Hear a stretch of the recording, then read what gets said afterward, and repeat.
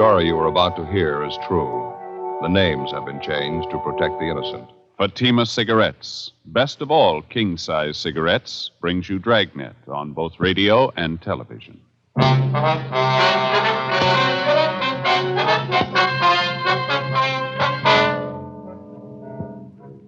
You're a detective sergeant.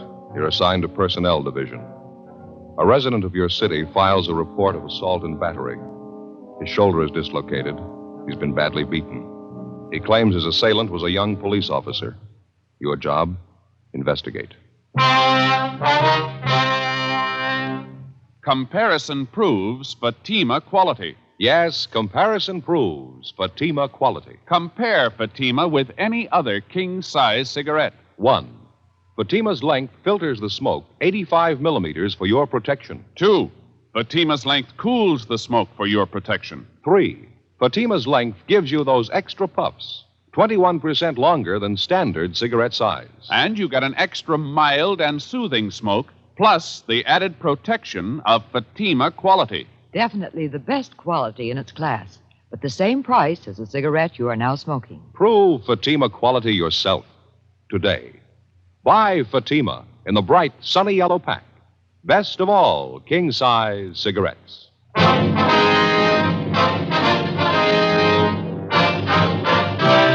Dragnet, the documented drama of an actual crime. For the next 30 minutes, in cooperation with the Los Angeles Police Department, you will travel step by step on the side of the law through an actual case transcribed from official police files.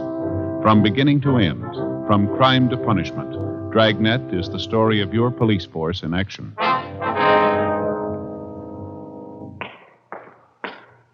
It was Tuesday, June 11th. It was mild in Los Angeles. We were working the day watch out of BIA.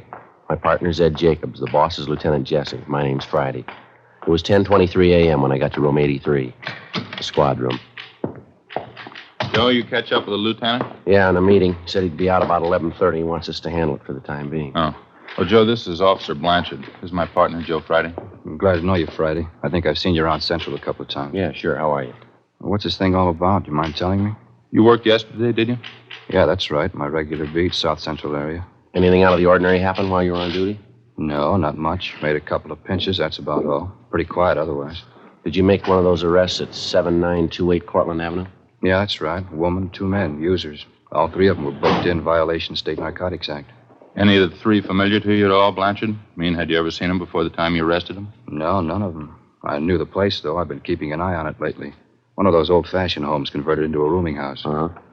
I've been noticing some of the people going in and out of the place. They didn't look too good to me. That's why I say I've been keeping an eye on the house. Now, what's the story on this anyway? You get a kickback on the arrest I made? Well, we'd like to have your version of it first, Blanchard. Exactly what happened? How'd you come to make the pinch? Well, I was walking my regular beat. I think it was about 3:30 yesterday afternoon. I was going along Cortlandt, the 7900 block. A woman came out of the front door and hailed me. She complained about a 507 party in the house a couple doors down the street. And that was at number 7928, the boarding house? Yeah. I checked it out. The party was going on up the 3rd floor. I went up, found the girl and the 2 men in the room facing on the street. The girl was fixing a pop for herself when I came in. 2 caps of heroin on the table in front of her. Mm-hmm. What'd you do then? I made a grab for the 2 caps. One of the guys beat me to it. He got him, ran to the next room, and tried to flush him down the drain. He didn't quite make it, though. I got one of the caps before he could get rid of it. What'd you do then, Blanchard? Well, I sat the 3 of them down, called into the office. I checked the room over while we were waiting, found 2 more caps of heroin, usual equipment to go with it. When the radio car showed up, the 3 of them were taken downtown to narcotics squad and booked. That's all I can tell you about it. Well, during the time you were waiting there in the room, Blanchard, did you have any trouble with the suspects at all? Well, I got a lot of talk from one of the men, a fellow by the name of Evans. He's supposed to run the boarding house. Claims he didn't have anything to do with it. He didn't know the girl was a hype. You know, the usual stuff. That was the extent of it? Just talk? Sure, that's all. Why? Well, that's not the story, according to Evans. He had his lawyer bail him out last night. He was in to file charges against you. Huh?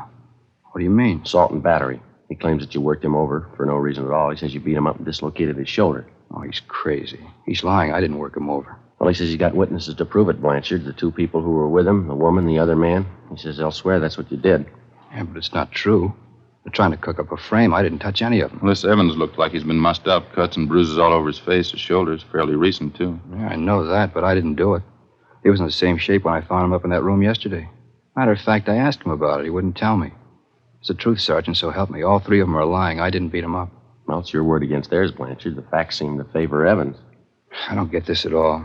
Two of those people are known hypes. They'd swear anything for a free cap. You know that. What good is their word? Maybe no good at all. It's not up to us to decide. Evans filed a complaint. It's our job to follow through. Now, you're sure about the shape Evans was in when you found him up in that room yesterday, Blanchard? He was already marked up, is that right? I'm sure he was. I told you. I asked him about it. He wouldn't answer me. But you had no way of proving that you couldn't possibly have been responsible for it. Well, it's up to him, isn't it, Evans? If he says I worked him over, let him prove it. I'm afraid he's got the jump there. Two witnesses. Yeah, but they're lying. You must know that. They're lying.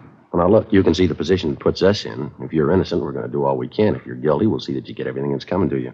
Well, you know it as well as I do, Sergeant. I had no reason to beat him up. I didn't do it. Well, it's not up to us, Blanchard. The court will have to decide. Doesn't make sense. None of it does. There's no other way to handle it. We got 4,500 men in the department. We don't claim they're all saints. Once in a while, one of them turns bad, and all of us get a black eye. You're in a jam, Blanchard. Like anyone else, you'll get a fair trial. Yeah. Well, what happens now? Do I draw suspension? Yeah, that's right. If you're cleared of the charges in court, there'll be a hearing before the board of rights. Am I through right now? We'll have to book you in at the main jail. Case will be presented at the DA's office tomorrow. Doesn't make sense. I had no reason to beat up Evans. No reason at all. You sure of that, are you? What do you mean? Of course I'm sure. Well, Evans claims you did have a reason, a good one. What? Well, he says you handed him a proposition. He wouldn't go for it, so you worked him over. What do you mean? What kind of a The proposition? bad kind. Huh? He says you wanted a payoff. Investigating charges against a police officer involves exactly the same procedure as cases where private citizens are concerned. Prove the suspect innocent or guilty. If Blanchard was innocent, it wasn't going to be an easy job proving it. If he hadn't beat up the complainant, George Evans, and dislocated his shoulder, it seemed the only way out would be to find the man who did. Either that or prove that the two witnesses Evans had come up with were lying. If Blanchard was guilty, if he actually had slugged and beaten Evans, we had to find sufficient evidence and we had to find a motive. 11:10 a.m., Ed and I took Officer Harry Blanchard over to the main jail where he was booked in and lodged in one of the cell blocks. Then we went upstairs to the women's jail where we interviewed one of the witnesses to the alleged beating, an Eleanor Rowland. She'd had previous arrests for vagrancy, grand theft auto, and petty theft, as well as an established reputation as a user of narcotics. She was 23 years old. Yeah, it was terrible. That cop really roughed him up, poor old Evans. Cop didn't have to treat him like that. How long have you known George Evans, Miss Rowland? You old friends? No, I wouldn't say that. I met him a couple weeks ago when I came down from north. San Francisco? Portland. I was visiting up there. I'm a Portland girl originally. Well, how about this other man you were with at the time Officer Blanchard picked you up, this Ray Sherman? He an old friend? Buster, yeah, I've known him a few years. Do you know Evans very well? Yeah, I guess you could say that. Ray's had a room at the boarding house a couple of years. I guess he's good friends with Evans. Say, can I ask you something? Yes, ma'am. You ever work narcotics up in Portland? No, ma'am, never have. Face is familiar. Could have sworn I met you in Portland. Do you want to run over that story again for us, Miss Rowland, about what happened yesterday? Not much to say, just the same as I told you. You usually stay at Evans' rooming house when you're in town, do you? No, it's only the second time I was there. How about George Evans? Was he there at the time? No, not first. Me and Buster had a pop, and then we sat around and talked. Mm-hmm. Evans came in a little later. Three of us talked. Told me and Buster not to bring any more junk in the house. He didn't want to get into trouble. Then, speak of the devil, a cop walked in. What happened then? Buster grabbed two caps off the table, tried to get rid of them. He only got rid of one, though. The cop got the other one. Well, how'd the argument start? You remember that? Between Evans and the officer, I mean. Well, I was a little high at the time. I don't remember it word for word. Evans said he didn't have anything to do with it, but the cop kept pressing him. He told Evans he'd forget about it if Evans would pay him off. Evans told him no, he wouldn't give him a cent, and then the cop started beating him up. You were in the same room with him all this time? Yeah, Buster and me. We saw it all, poor old Evans. He really got worked over. Cop didn't have to treat him like that. Say, are you sure you're not from Portland? Yes, ma'am, I'm sure. Now, about how many times would you say the officer hit Evans? Oh, I couldn't tell you that exactly. Dozens of times, I guess. Kept hitting him with his fists, pushed him all around the room. I was a little high at the time. I don't remember everything exactly. Sure could use a booster about now. Are you sure about everything you've told us, Miss Rowland? That's the truth? Yeah, that's right. Some of the details I didn't remember so well. He straightened it out for me, though. He told me just what happened. Who's that? George Evans. 11:50 a.m. Ed and I continued questioning Eleanor Rowland. The more we talked to her, the more we were convinced that at the time of the alleged beating, she was under a heavy dose of narcotics, and that for the most part, she picked up her version of the story from the alleged victim, George Evans. We went down to the second floor of the main jail to one of the interview rooms where we talked to the second witness, Ray Sherman, alias Tom Raymond, alias Buster Raymond. He also had a long record as a user of narcotics. He gave the same general version of the incident as the Rowland girl did, But despite the girl's story, he claimed he was not under the influence of narcotics at the time Officer Blanchard entered the room and made the arrest. Besides that, there were other discrepancies. 1:05 p.m., we had some lunch at the Federal Cafe, and then we drove out to interview the complainant in the case, George Evans. After checking at his rooming house, we finally located him at a neighborhood bowling alley. He was sitting at a bar adjoining the actual playing area, drinking a bottle of beer. Parts of his face and neck were bandaged, and his left shoulder was in a cast. He appeared friendly and cooperative. I kept telling the cop I didn't have any money. Told him I wouldn't give him a payoff even if I did. So he started working you over, that right, Evans? Yes, that's right. I don't have anything against cops normally, but this guy, that's something else. How do you ever get on the force anyway? Had you ever had any contact with Officer Blanchard before yesterday, Evans? Yes, I did, twice before. He came to the house, accused me of running a hideout for thieves, junkies. Tried to get me to pay him off then, too. I wouldn't do it. That's, when was that, Evans? About 6-8 months ago. Yeah, at least that. Well, how was it you didn't report Blanchard then? Well, that wouldn't cause any trouble, get mixed up in a law case. I figured I could take care of him myself. But after that going over yesterday, that was enough for me. I didn't understand how the guy ever made the force to begin with. What's the matter? That shoulder of mine, he really tore it apart. How'd you spend your time yesterday, Evans? Do you mind telling us? No, I don't mind. I slept till about 12:30, 1 o'clock. Had a little bit of a hangover. Then I got up and made some breakfast and read the paper. That's about the size of it. I mean, you were in your room all day up to the time you went down the hall to Ray Sherman's room? That's right. Ray was there with this girlfriend of his, Eleanor. I didn't know she was a hype. That's the truth. Ray should have known better having her there. I don't like the kind of stuff going on around my place. Now, we've checked you through the record bureau, Evans. There's been 3 or 4 similar cases at your places the last few years, hasn't there? A couple, yeah. It's a real problem. I don't know how you keep them out. Whole neighborhood around here, you know. Pretty hard to stop it, I guess. We understand you were in the room there while the girl helped herself to a fix. Is that right? No, I wasn't in the room when she took the fix. I got there a couple minutes after. I didn't even know what was going on. You can ask Ray Sherman, the girl, too. They'll tell you I wasn't there. Well, that's something else we wanted to ask you about. Sherman and the girl don't seem too sure of their stories. Can you straighten us out there? How do you mean? Well, Sherman tells us one thing, the girl tells us something else. Can't seem to get together. Yeah, but I told him. You told him what, Evans? Well, nothing. I told him to tell the truth, that's all. That stupid Ray. He doesn't know half the time what he's doing. Well, that doesn't make him much of a witness then, does it? What do you mean? He was there when that cop slugged me, beat me up. He could see that much. Well, that's just it. We're not sure he did. Huh? The girl says Blanchard worked you over in the living room there. Sherman says Blanchard took you out in the kitchen and beat you up. Now, which is it? I think I'm beginning to get the pitch. How's that? You're out to cover up for that cop. Is that it? Take care of your own? We're assigned to investigate this thing, Evans, just like any other criminal case. Blanchard's not getting any more of a break than any other suspect would. Yeah, sure. We still haven't answered our question. Where did it happen, living room or kitchen? The interview's all over, Sergeant. I got the pitch. You can take this back to your office. I'm going to get that cop convicted. If it's the last thing I do, you can count on that. What's the matter, Evans? All we did was ask you a simple question. Don't try to kid me, Sergeant. I got the angle. You're trying for a cover-up.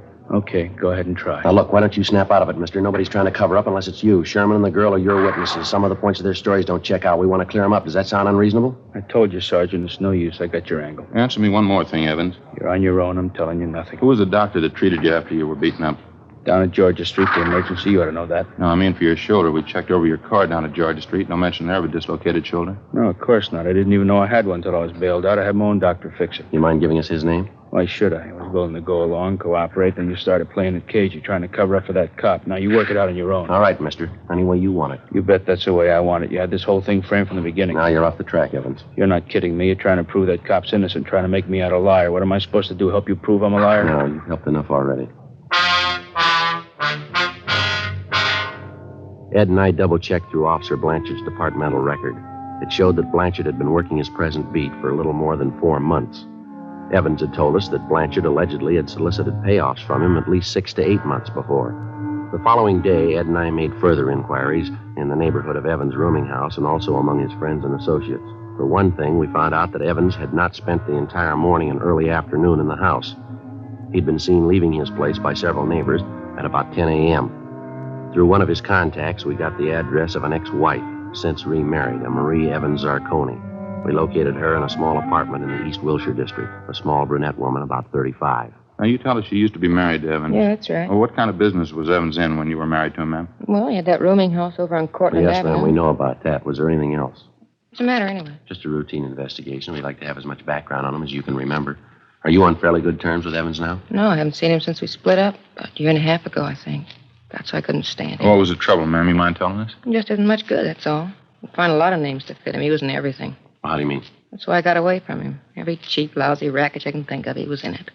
Peddling dope, blackmail, making book, some of the two-bit rackets. He's been in all of them, one after the other. I had to get away. Rooming house on Cortland Avenue, that's where he's been operating all this time? As long as I've known him, yeah. About 3 years, I'd say. Mm-hmm. Is narcotics just a sideline with him, or does he go in for it pretty heavy? He was in it pretty heavy when I left him. I don't know what he's been doing since. I don't care. Just soon forget all about it. Yes, ma'am, I can understand. What's the matter now, anyway? Got a case against him? Well, not exactly. Evans is filed against a police officer, assault and battery, soliciting a bribe. We're investigating the charges. Sounds like him. Some cop really rough him up? Well, we don't know, ma'am. That's what we're trying to find out. Oh. Well, I'd like to help you out. Don't think I can, though. Well, just one more question, ma'am. While you were married to Evans, did you have a family doctor? I mean, one that you called regularly when you were sick? Yeah, we did. Why? Well, what was his name? Can you remember? Yeah, Dr. Chase. Would you like his address? 2:47 p.m. We got to Dr. Chase's office, and luckily we found him in. Take a look at this magazine, Joe. What? National Geographic. Looks like a real old one, wouldn't you say? It sure does. Cover's torn off there. Yeah. What do you know about that? It's older than I thought. Look at this here. Now, what do you got? These pictures, eh? Look. 4 pages of them. Pretty grand affair, huh? Yeah. Teddy Roosevelt breaks ground for Panama Canal. How about that? Yeah. Sorry to keep you waiting, gentlemen. That's perfectly all right, Doctor. Let's see now you want to know about... Mr. Evans, Doctor. George Evans. Oh, yes, Evans. What was it exactly, Sergeant? What did you have in mind? Well, the first thing we'd like to know is if you've treated Evans recently, the last week or so. Yes, as a matter of fact, I have. He was in here, well, let me see now. Let's see, yes, I thought so. He was in here 3 days ago. I had some bad cuts and bruises. Mm-hmm. They'd already been treated, though. There wasn't much I could do. Was there anything else wrong with him, Doctor? No, not actually. I examined his shoulder. He insisted it hurt him. He wanted me to put it in a cast. Mm-hmm. You put the cast on, did you? Well, there really wasn't any need for it, but I put it on anyway. A little bit of psychiatry. Thought it'd make him feel better. Well, how do you mean, Doctor? Wasn't any need for it? Just one of those peculiar things. I've been treating Evans for some time, you know. Yes, sir. That's what we understand. It's fairly unusual. Hardly a rare case, though. Suppose you might call it a trick shoulder. Looks as though it might be dislocated, but it actually isn't. I think it's voluntary. You mean he could do this thing himself? Oh, yes. He can make it appear dislocated anytime he wants.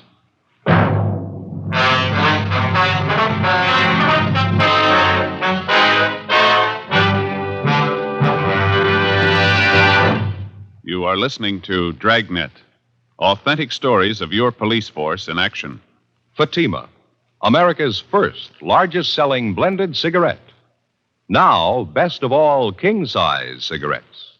Prove it yourself today. Compare Fatima with any other king-size cigarette. 1. Fatima's length filters the smoke 85 millimeters for your protection. 2. Fatima's length cools the smoke for your protection. 3. Fatima's length gives you those extra puffs, 21% longer than standard cigarette size. And you get an extra mild and soothing smoke, plus the added protection of Fatima quality. Friends, in Fatima, the difference is quality. Fatima contains the finest domestic and Turkish tobaccos superbly blended. And Fatima is extra mild, with a much different, much better flavor and aroma. Because of its quality, its extra mildness, its better flavor and aroma, more smokers now insist on Fatima than ever before. Switch to Fatima today. Remember, each king-size Fatima filters and cools the smoke, gives you those extra puffs, and you get an extra mild and soothing smoke, plus the added protection of Fatima quality. Buy Fatima. Best of all, king-size cigarettes.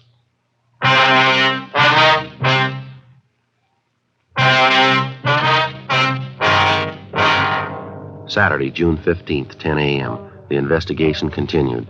Meantime, the newspapers were still making front-page material out of the story. One of the morning banner lines read, "Cop slugs cripples citizen to get payoff," and another one, "Police brutality rouses entire city." Our investigation went on. Early Saturday afternoon, Ed and I succeeded in locating a former friend of Evans who told us that he'd seen him downtown the morning of the day on which the alleged beating had taken place. The same time Evans had told us he was in bed nursing a hangover. The former friend, a Fred Werner, said Evans was in the company of 2 known gamblers, Carl Sweetser and Stanley Parrish. He told us that he'd spotted the 3 of them together at about 11:45 a.m. We questioned Sweetser and Parrish, but they refused to tell us anything. They admitted that they were acquainted with Evans, but they knew nothing about the beating he'd received. We continued making the rounds. 5:30 p.m. We dropped to the main jail and questioned Evans' 2 witnesses again, Ray Sherman and Eleanor Rowland. We got the same stories as before. 6:18 p.m. We got back to the city hall. Long stretch, huh? Sure be glad to get home. Yeah, not a bad day, though. We had fair luck, didn't I we? suppose so. It could always be better. Sure like to get the straight story one way or the other. You want to check the book, Ed, see if we got anything? Yeah, okay. No, not much, Joe. Call from a Tom Donnelly, you know him? Donnelly? No, that doesn't sound too familiar to me. I got it. Personnel Jacobs. How's that? No, afraid he's gone for the night.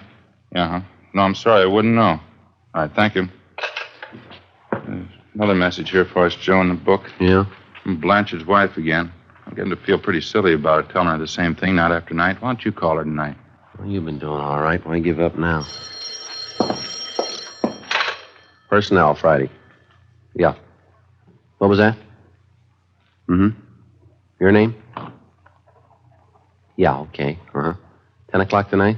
All right, that's fine. That's so. Sure. Yeah, we'll meet you. Okay. 10 o'clock. Yeah, fine. Bye. Sounds pretty good. Who was it? Guy by the name of Martin Kimbrough says he knows George Evans. He wants to talk to us tonight. What's the pitch? I don't know. Might be straight, might not. What'd he say? About Evans being worked over, he claims he knows all about it. Yeah? He says Blanchard couldn't possibly have done it. 7:05 p.m. We went over to Frank Tang's place, had some dinner, and then we drove out to interview the man who'd identified himself on the phone as Martin Kimbrough. We located him at the designated meeting place, a small bar just off Beverly Boulevard and Normandy Avenue. Kimbrough was a small man, slight build, middle-aged. He seemed less sure of himself than he did on the phone. He said that he knew George Evans fairly well and that up until 6 months before he'd been on good terms with him. He didn't go into details, but he gave us the general idea that Evans had cheated him on some business deal the two of them had been engaged in. We asked Kimbrough about the beating Evans had taken. He said it was common knowledge among the people he traveled with that gamblers Carl Sweetser and Stanley Parrish were responsible for beating up Evans. He'd welched on a gambling debt, and the two of them had been after him for months to pay off. He also said he knew a close friend of the two gamblers who told him that in private, Carl Sweetser openly boasted of beating up Evans. According to Kimbrough, the beating had taken place about 1 p.m. the Monday before, the same day Officer Blanchard allegedly had given him the beating. We located Sweetser in the coffee shop of a small hotel on South Rampart Street. I'm afraid I don't know what you're talking about, Sergeant. I don't know any George Evans. I've never heard of him. We understand you do, Sweetser. Heard you used to play cards with him. Got it from a couple of people. That's all. I guess they made a mistake. I don't remember the name at all. Maybe he's going under a different one, huh? Well, how about his description? You ought to remember that. Well, maybe I meet quite a few people. It's kind of hard to place all of them, you know. What's kind of look like? Oh, he's tall, dark complexion, dark hair, scar under his chin. He dresses pretty well, usually wears a suit. No, doesn't mean a thing to me. Runs a rooming house over on Cortlandt Avenue. He's been in quite a few rackets on and off. Sorry, I'm afraid I wouldn't know him. Now, look, we haven't got any beef with you, Sweetser. That's not the point. Evans is trying to get away with a fast one. We're out to stop him. We could use your help. How about it? I don't see how I can help you. What's the beef, anyway? We think you know. It's been all over the newspapers the last couple of days. Oh, yeah, a young cop? What's Evans got against him, anyway? He's trying to save face. We figure that's what we hear anyway. Well, what do you mean? Well, I think you know how Evans likes to play the big shot. It wouldn't do his stock much good around town if the real story got out. I don't follow. What story are you talking about? About his welching on a gambling tab, getting roughed up. If he says a cop did it, makes him look a lot better, doesn't it? He comes out of it pretty clean that way, doesn't he? Here, pass this all, huh? Yeah, sure. Why don't you guys have some coffee? I hate to eat alone. Okay, as soon as the waitress comes around. No. Oh, what else you hear about this Evans? Pretty bad boy, that, right? Bad enough. He's got a fast mouth, telling quite a few stories around the neighborhood. That's so. Yeah, I might remember him. Tall, dark guy who runs a rooming house. Yeah, that's right. You should remember him. He's mentioned you in a couple of the stories he's passing around. Yeah, where'd you get that? Talking to a fellow last night. He says Evans claims that card game he was in with you was rigged. That's why he didn't pay you off. He claims you and Stan Parrish framed the whole thing. Is that right? That's a laugh. Huh? Phony bums are all alike.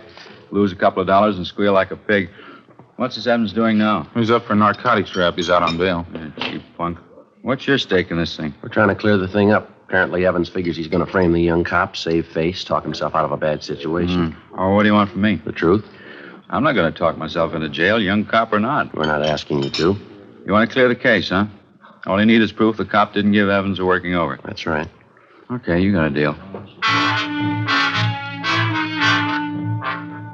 Without actually incriminating himself in any way, Carl Sweetser gave us information and leads which, after they were checked out, showed definitely that George Evans was slugged and beaten in a neighborhood at least a mile from his rooming house.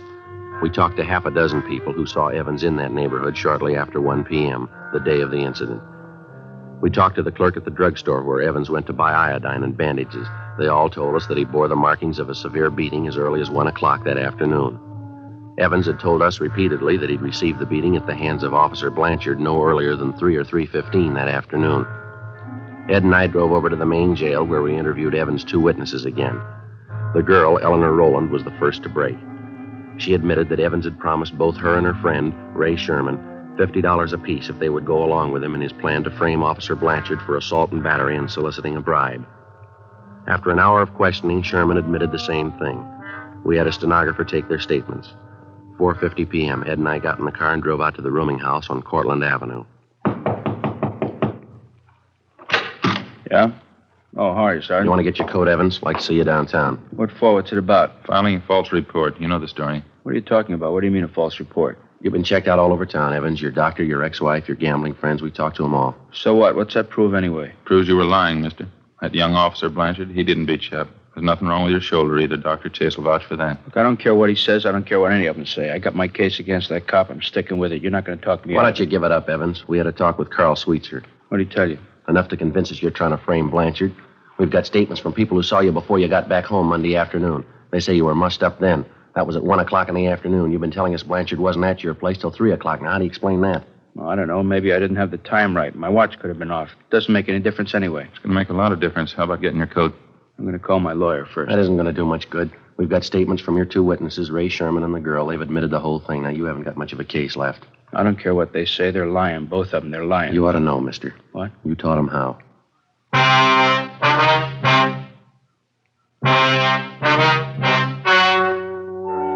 The story you have just heard was true. The names were changed to protect the innocent.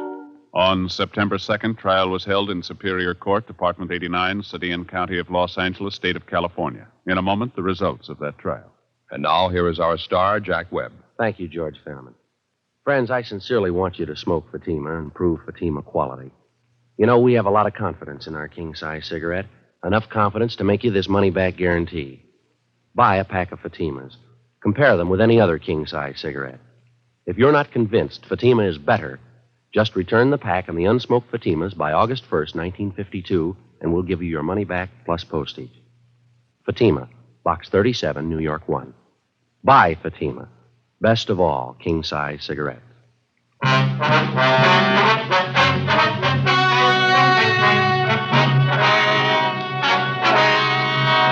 A complaint was received on George Evans from the city attorney's office for violation of Section 5243 Municipal Code, filing a false report to the police department, a misdemeanor. He received a sentence of 30 days in the county jail. Ray Sherman was tried and found guilty of Section 11500 Health and Safety Code, possession of narcotics. He was sentenced to 1 year in the county jail and 3 years probation. Eleanor Rowland was filed on as a bag addict, Section 11721 Health and Safety Code. She was sentenced to 60 days in the county jail. Officer Harry Blanchard was cleared of the charges pending against him and was Dragnet, a series of authentic cases from official files. Technical advice comes from the Office of Chief of Police W.H. Parker, Los Angeles Police Department. Technical advisors Captain Jack Donahoe, Sergeant Marty Wynn, and Sergeant Vance Brasher. Heard tonight were Barney Phillips and Whit Connor. Script by Jim Moser. Music by Walter Schumann. Hal Gibney speaking. Fatima Cigarettes, best of all king-size cigarettes, has brought you Dragnet, transcribed from Los Angeles.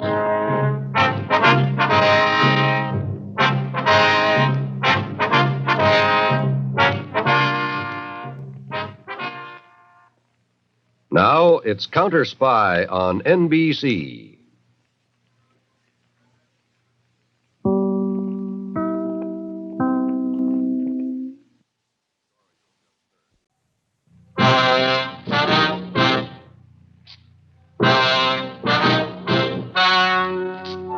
The story you are about to hear is true.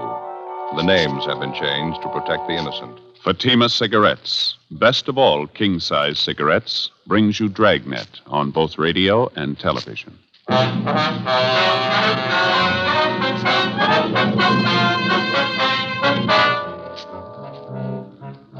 You're a detective sergeant.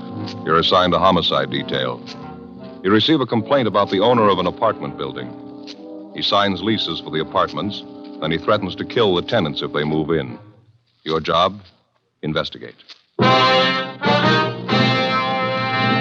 Comparison proves Fatima quality. Yes, comparison proves Fatima quality. Compare Fatima with any other king-size cigarette. 1. Fatima's length filters the smoke 85 millimeters for your protection. 2. Fatima's length cools the smoke for your protection. 3. Fatima's length gives you those extra puffs, 21% longer than standard cigarette size. And you get an extra mild and soothing smoke, plus the added protection of Fatima quality. Definitely the best quality in its class, but the same price as the cigarette you are now smoking. In Fatima, the difference is quality. Buy Fatima in the bright, sunny yellow pack. Best of all, king-size cigarettes.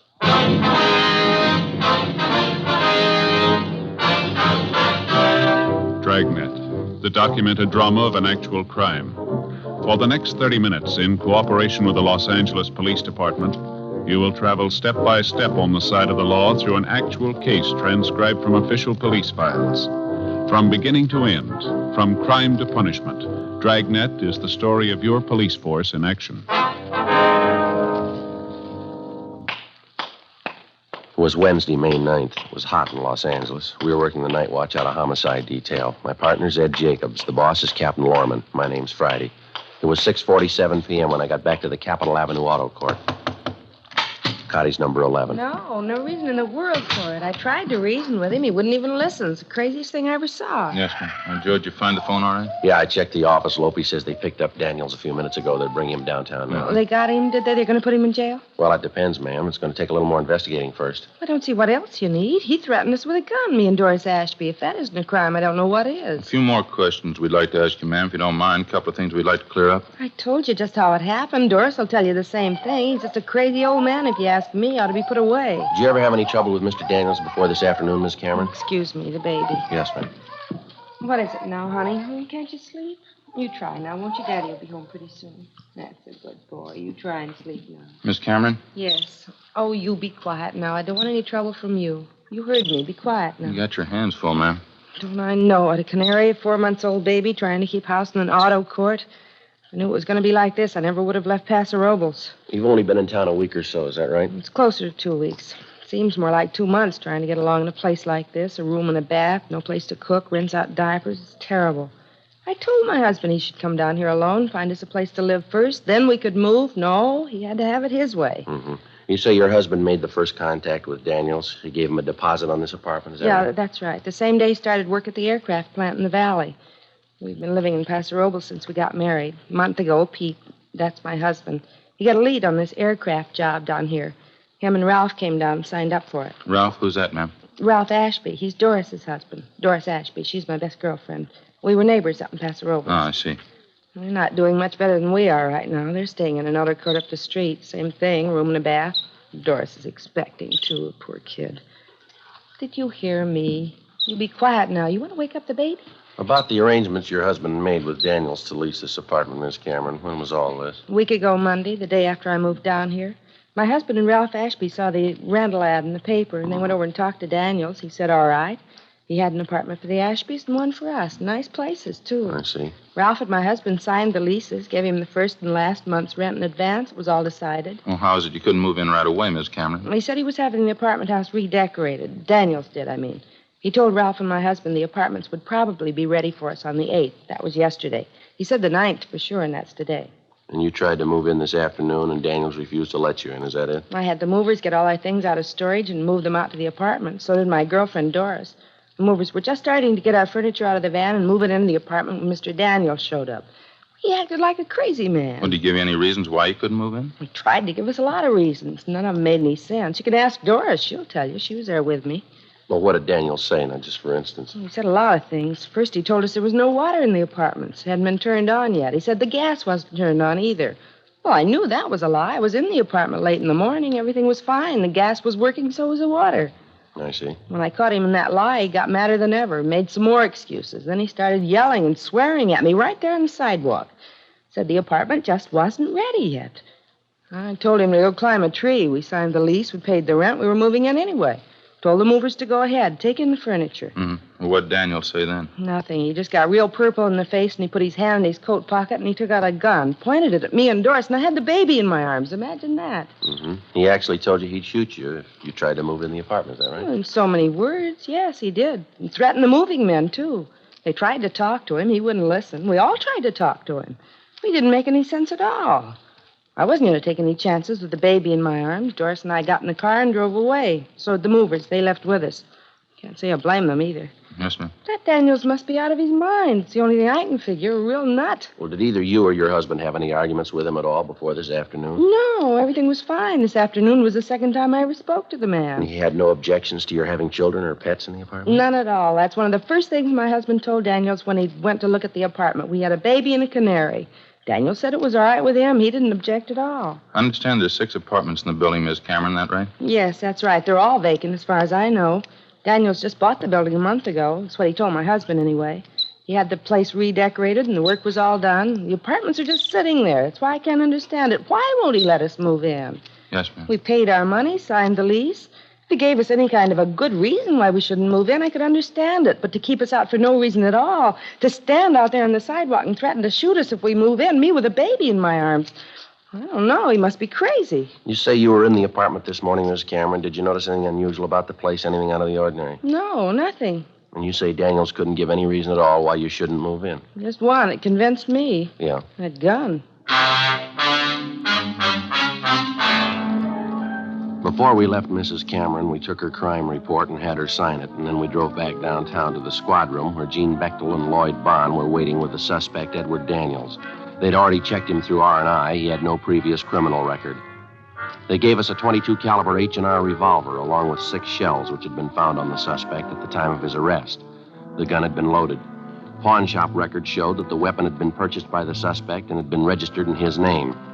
We had stenographer Eleanor Eastlack type up the crime report, and Ed and I took Daniels down the hall to the interrogation room. He was a small, thin man, blue eyes, gray hair. Don't know what all the fuss is about. I own the building. I can keep people out if I want to. Well, we saw the lease you signed with the Camerons. The other couple, too, they paid their rent. Why the sudden change of heart? I don't think that's any of your business. Matter between me and the tenant. It's our business when you threaten him with a gun, Daniels. Assault with a deadly weapon, that's a felony. Didn't hurt the woman. Just wanted to scare her, that's all. Just a couple of farmers anyway. Never should have given him the lease in the first place. Lousy kid with him and that bird chirping all the time. How'd you happen to have that gun with you this afternoon? Didn't happen to have it. Carry it all the time. It's my business, isn't it? Registered down here. Mean you got a permit to carry this gun? Don't need a permit. It's registered, isn't it? Who gave you the idea because the gun's registered you can carry it around your pocket? Friend of mine. Nothing wrong with it, is there? Having a gun registered is nothing more than keeping a permanent record of it. You can keep the gun in your home or in your office, but it doesn't give you the right to carry it around with you. Oh? Why didn't they tell me that when I had it registered? You were told, Mr. Daniels. You know that. Well, I don't remember it. Doesn't make much difference if you remember or not. Nobody has a permit to threaten people with a gun. Told you I wasn't going to hurt her. She just kept arguing with me. I'm a sick man, you know. Thought she was going to hit me. You mean while she was holding that baby in her arms? Now, come off it, Daniels. What's this thing all about? Told you before. I think that's my business. You signed a year's lease with the Camerons. You accepted the first and last month's rent. You took their money. You advised them they could move in this afternoon. When they try to move in, you meet them at the front door and threaten them with a gun. Now, what's it all about? None of this makes any sense. Changed my mind. I'm not ready to rent them out yet. Well, then why'd you sign that lease with the Camerons? How about it, Mr. Daniels? If there's something in that building you're trying to cover up, you might as well tell us. A couple of men out there now checking it. You can go ahead and check. I don't care. They won't find anything. Got nothing to hide. How long you lived here, Daniels? 18, 20 years. Why? Where'd you live before you came here? Ohio. Cleveland, Ohio. You ever been arrested? Yeah, a couple of traffic tickets. Cop said I went through a stop signal. I wasn't guilty, though. What's the point, anyway? What are you trying to get at? Trying to force me to let those people in that apartment? I'm not trying to force you into anything, Daniels. Business about the lease is a civil matter. That's between you and the Camerons. And what are you holding me here for? We told you. You threatened that woman with a gun. She signed an ADW report. What do you mean, ADW? Assault with a deadly weapon. Now, that's a pretty serious charge, Daniels. Didn't hurt the woman. Didn't even touch her. Pointed the gun at her, didn't you? Yeah. The gun was loaded, wasn't it? Yeah. It's capable of being fired. Yeah, but I wasn't going to shoot her, I told you. Just wanted to scare her off, get her out of there. Uh-huh. It's the truth. I wasn't going to shoot her. What do I have to do to convince you? You don't have to convince us. What do you mean? Who do I have to convince? You got your choice, a judge or a jury. Ed and I took the suspect, Edward Daniels, down to the main jail where we booked him in on suspicion of 467 PC ADW. Before he was locked up, Daniels asked us if we would take the keys to his car and the keys to his apartment house to an Oliver Randall, an employee of his who acted as a janitor and general handyman at 2 other apartment houses Daniels owned. We told him we would. After we left the main jail, we checked with the office, and then we drove out to the location of the apartment house to interview the neighbors and deliver the keys to Daniels' handyman, Oliver Randall. Other than telling us that they considered Mr. Daniels a little eccentric, the neighbors were unable to give us any additional information that might help us in the prosecution. After we finished talking to the neighbors, we went across the street to the apartment house. There were lights burning in the upper rear apartment. We tried the bell, but there was no answer. From the set of keys Daniels had given us, we found the one that fit the door and let ourselves in. We heard somebody moving around on the floor above us. We went up and found a man there who identified himself as Oliver Randall. He appeared nervous and upset. There were papers and rags scattered over the floor of the room. Oh, yeah, I was just cleaning up here. Mr. Daniels told me to be sure and clean this up, papers and junk. I see. Well, here's some keys for you, Randall. Daniels asked us to get them to you. Oh, yeah, apartment house keys. Mr. Daniels was supposed to meet me here. He said 8 o'clock. I think that's what he said. I wonder where he is. You know where he is? Yeah, he's in jail. Oh, what's he doing in jail? Did he do something wrong? He's had a complaint filed against him, assault with a deadly weapon. What happened? He got mad at somebody? Mr. Daniels got an awful bad temper. When he gets mad at somebody, he doesn't forget it. I know. I worked for him. How long have you worked for him, Randall? I don't know. A long time. Maybe 5 years. I forget. You say Daniels has a bad temper. Have you ever known him to be violent, Randall? How's that? Well, have you ever known him to be violent? I mean, have you ever known him to hurt anyone? Well, I don't know. I don't remember. A lot of times he says he's going to do things. I work for him, you know. A lot of times he gets mad at me. He says I don't work fast enough or I don't do the right things. He always carries his gun, you know. Once he said he was going to shoot me, I was pretty scared. You live with Mr. Daniels, do you? No, I have a room downstairs in another apartment house he owns, a place over on South Hoover. It's a nice room. It's got a window in it. You're on a regular salary. Is that the way you work? Yeah, $15 a week. I get the room free, too. It's not bad. You ever been arrested, Randall? Me? No, I've never been arrested. You ever been in the state hospital, any kind of an institution? No, I was up at Camarillo for a couple of years. I didn't like it too much. I came down here to live with my sister. She's dead now. She died about 4 years ago. She's the one that got me this job, you know. That's so? Oh, yeah. This isn't a bad job at all.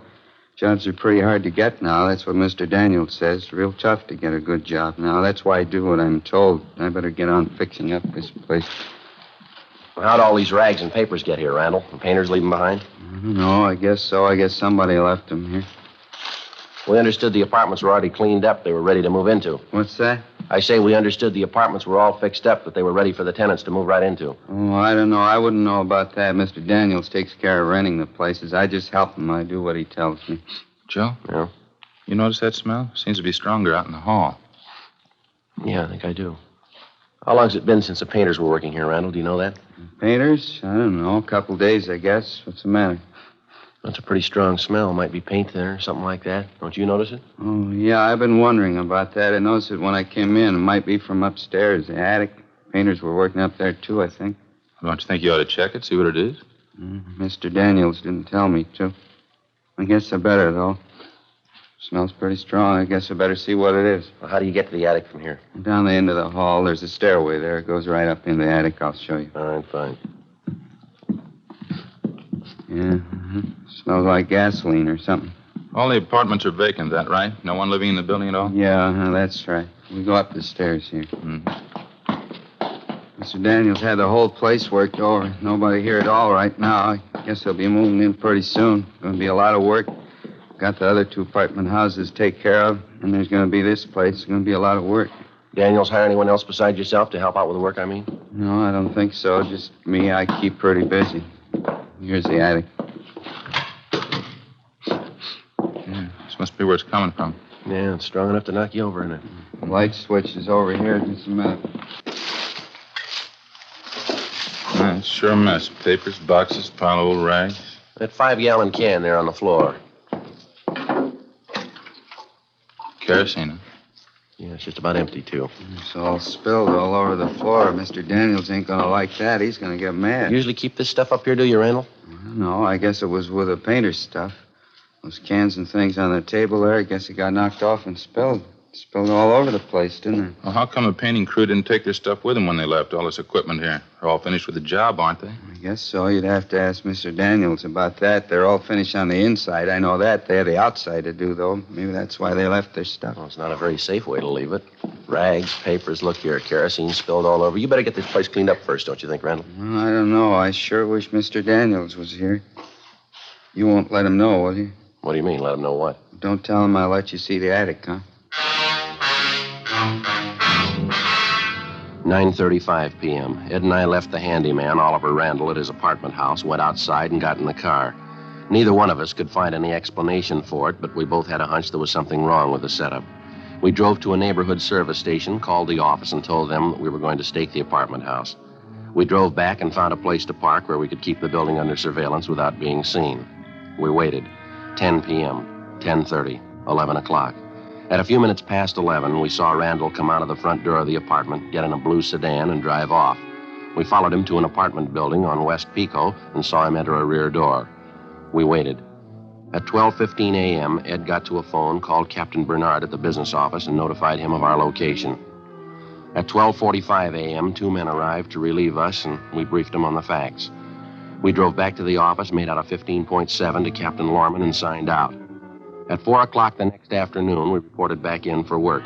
We checked the book and found a message that the suspect, Edward Daniels, had been released from jail that morning on a writ, bail $2,500. The writ was returnable Thursday, May 10th. There was also a message in the book for us to contact Daniels' attorney, Richard Tiernan. Ed put in the call. Yes, sir. Uh-huh. I see. What's that?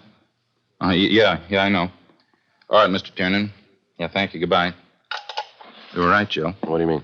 Daniels' lawyer wanted to know how serious the charges are. He says Daniels is pretty upset. Seems he had some trouble lately. His insurance company. What's the matter? You have an accident? The insurance company doesn't seem to think it was an accident. Happened 2 months ago at an apartment house over on South Union. Yeah. Burned down.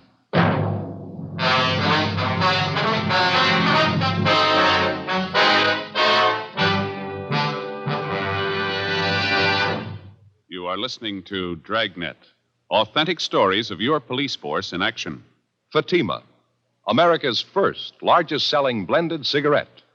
Now, best of all, king-size cigarettes. Prove it yourself today. Compare Fatima with any other king-size cigarette. 1. Fatima's length filters the smoke 85 millimeters for your protection. 2.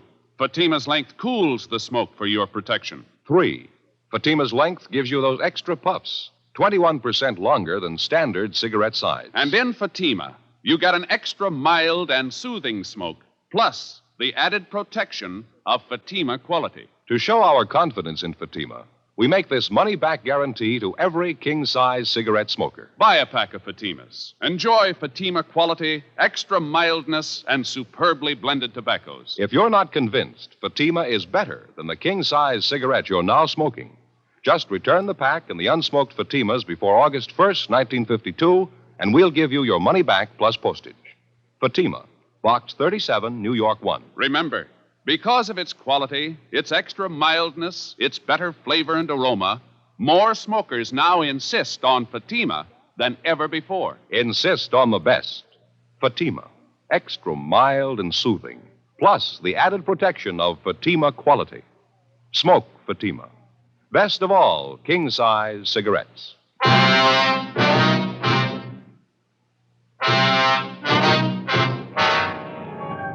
Thursday, May 10th, 4:30 p.m.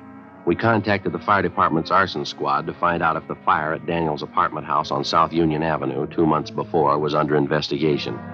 After checking back, they told us investigators from the arson squad had found a large amount of kerosene to be present in some of the burned timbers found in the debris after the fire was put out.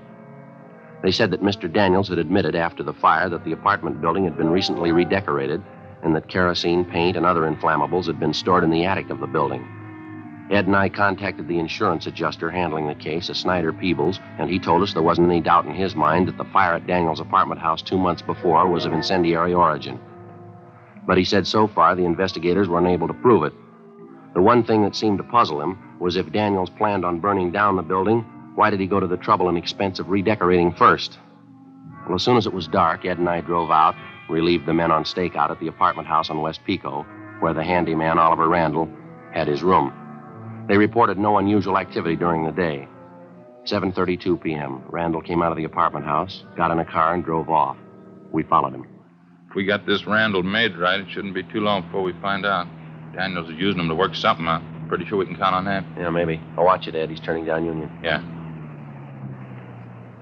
He's pulling up ahead. Don't crowd him now. There's a good spot here. Shouldn't be able to see us. All right, pull up in here. All right. That's fine. He's getting out of the car. He's going over to the house. Down the driveway. Going around back. He's out of sight now. All right, let's go. Still no lights in the place. Oh, yeah, there they go, in the basement. All right, easy. Let's take it easy. All right. Yeah, I think I can see the back door from here. All right, come on, easy now. What is it? All right, easy with this door, Ed. Don't let it bang. Uh-huh. Where now? Sounds like somebody upstairs, doesn't it? All right, come on, watch your step.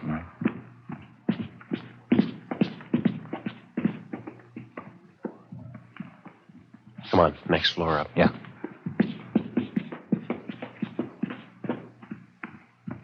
Yeah, it's up in the attic. Come on.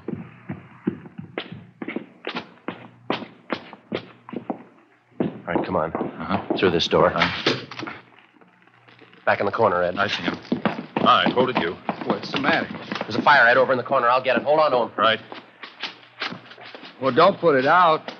You need any help, Joe? You getting it all right? No, I'm getting it all right. Just a minute. There, I got it. Okay. You want to get the lights? I got them. All right, Randall, what's the story? He told me to do it. He told me to come back tonight and burn the whole place down. Who told you? He said, Ollie, you go back to the place, to the attic, light a match, that's all, and then get out. Mr. Daniels, that's just what he said. Daniels told you to do this? He told me just light a fire and nobody'd know. He said there wasn't going to be any trouble. No trouble at all. Well, it gives you the edge, doesn't it? No trouble, he said. Yeah, well, next time you see him, you can call him a liar. 8:50 p.m. After making sure that the place was secure and that there was no danger of fire from the recent arson attempt, Ed and I took the suspect, Oliver Randall, outside and put him in the car where we questioned him. He made no attempt to disguise the fact that he had been directed by his regular employer, Edward Daniels, to commit arson by setting fire to the attic of the apartment house. In addition, he told us that Daniels had threatened him with bodily harm if he refused to obey the order and set fire to the building. He had this gun, you know, Mr. Daniels did. He always had it with him. I was scared of it, I don't mind telling you. Well, he threatened to kill you if you didn't do what he wanted, that it? Yeah, I guess so. He used to get mad a lot of the time, and he had this gun. He always had the gun. He'd get mad at me and tell me he was going to shoot me. I'm afraid of guns. How about the fire at the other apartment house, Ollie, the one over on South Union Avenue? Yeah, that was a big fire. Did you start that one? Daniels told me there was nobody living there. He said nobody'd get hurt. Nobody did get hurt, did they? Did you start the fire?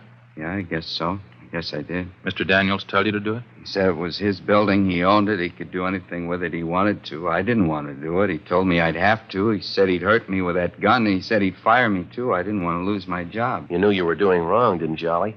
Well, I guess I did, yeah. What could I do, though? I didn't want to lose my job. Good jobs aren't too easy to get nowadays. You know that. Where's Mr. Daniels now, do you know? You're not going to tell him what I told you, are you? He said not to say anything about it. He said nobody believed me anyway. Nobody. He said he'd tell everybody I was a liar. Said they'd believe him before they'd believe me. Well, where's Daniels now? If I tell you, you won't let him hurt me, will you? No, we won't let him hurt you. You're going to have to help us out, though. What do you want me to do? I'd like to find out where Daniels is first. He's in a movie over on Pico by his house. He's waiting for me. You mean he's waiting for you in the show? See, in the center section, 10 rows from the back. He's waiting for me now. Well, how's it you're supposed to meet him there? I don't know. He said if anybody wanted to know where we were tonight, this would prove we didn't start the fire. We were at the show. I was supposed to start the fire and then go to the show and meet him, 10 rows from the back, the center section. You want to show us where this movie is, Ollie? Yeah, okay. Mr. Daniels won't tell you anything. No, he's going to be mad. He won't tell you anything. Well, that's where we need your help, Ollie. What do you mean? We'll let him tell you. 9:44 p.m. Ed and I, along with the suspect, Oliver Randall, drove to the movie house on West Pico. On the way, we explained to Randall what he was supposed to do. 9:55 p.m. We parked our car half a block from the movie house, bought 3 tickets, and went inside. The feature picture was still on. There wasn't much of a crowd. We sent Randall down the aisle ahead of us and watched him move into the 10th row and sit down next to somebody. Ed and I followed him down and found seats in the row directly behind him. We recognized the man sitting next to Randall as Edward Daniels. Hello, Mr. Daniels. I did it just the way you told me, up in the attic. It was okay. Nobody saw you? You didn't have any trouble at all? No, it was okay. I don't feel so good about it, though. What do you mean? What are you talking about? I don't know. Maybe somebody might find out. Don't you think we'd get in trouble if they found out? You just keep your mouth shut. I'll attend to that. Nobody's going to find out. All right, Daniels, you mind coming outside? We'd like to talk to you. What? What are you doing here? Come on, we'll talk outside. What's this all about? We'll let you tell us. All right, what do you want? You arresting me? That's right, mister. Why? What's it supposed to be this time? Think you know, arson, conspiracy. Caught Randall here, caught him right in the act. He told us the whole story. What? Ollie? What story? What is this? I told you I didn't want to do it, Mr. Daniels. I told you we'd get in trouble. Fool, stupid fool. Should have known better. Yeah, you should have. Just 2 questions for you, Daniels. Why'd you burn down your own property? Why'd you redecorate the buildings first? I never forgot it. Told him when it happened, I wouldn't forget it as long as I lived. What do you mean? Forget what? 24 years ago, I was just starting out. A small store back in Ohio burned down. Real fire. Lousy insurance company that wouldn't believe me. Had to sue. Lost the whole thing. Had to start all over again. I told him I'd never forget it. Told him I'd make him pay. And you've been nursing this grudge for 24 years? Why not? Why shouldn't I? Lost everything I had. Well, why'd you redecorate the apartment houses if you planned to burn them down? Simple. Gave me a good excuse. I could have all those things stored in the buildings. Paint, kerosene. Besides, you'd think I'd burn down the building right after I got done redecorating. Not a bad idea. Worked pretty good, didn't it? Yeah, you're going to jail. You figured.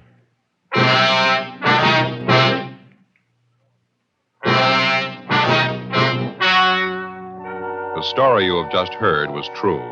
The names were changed to protect the innocent. On August 18th, trial was held in Superior Court, Department 86, City and County of Los Angeles, State of California. In a moment, the results of that trial. And now, here is our star, Jack Webb. Thank you, George Fenneman. Friends, comparisons are often very helpful in modern police work. Now, for instance, a suspect may be identified by comparing his M.O., or method of operation, with the known facts of a case. Comparisons are important to you in choosing your king-size cigarette. Compare Fatima for quality. You'll find Fatima's length filters the smoke 85 millimeters for your protection. Cools the smoke for your protection. Fatima's length gives you those extra puffs, 21% longer than standard cigarette size. And you get an extra mild and soothing smoke, plus the added protection of Fatima quality. Buy Fatima. I'm convinced that you'll agree Fatima is the best of all king-size cigarettes.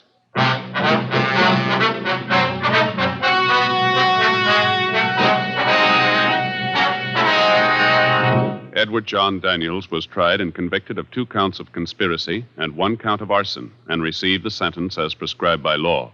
Conspiracy is punishable by imprisonment in the state penitentiary for not more than 2 years. Arson is punishable by a prison term of not less than 1 or more than 5 years. Daniel's accomplice, Oliver Randall, was examined by 3 psychiatrists appointed by the court and was found to be mentally incompetent. He was placed in a state hospital for the mentally deficient. The charge of assault with a deadly weapon against Edward You have just heard Dragnet, a series of authentic cases from official files. Technical advice comes from the Office of Chief of Police W.H. Parker, Los Angeles Police Department. Technical advisors, Captain Jack Donahoe, Sergeant Marty Wynn, Sergeant Vance Brasher. Heard tonight were Barney Phillips and Vic Perrin. Script by Jim Moser. Music by Walter Schumann. Hal Gibney speaking. Fatima Cigarettes, best of all king-size cigarettes, has brought you Dragnet, transcribed from Los Angeles.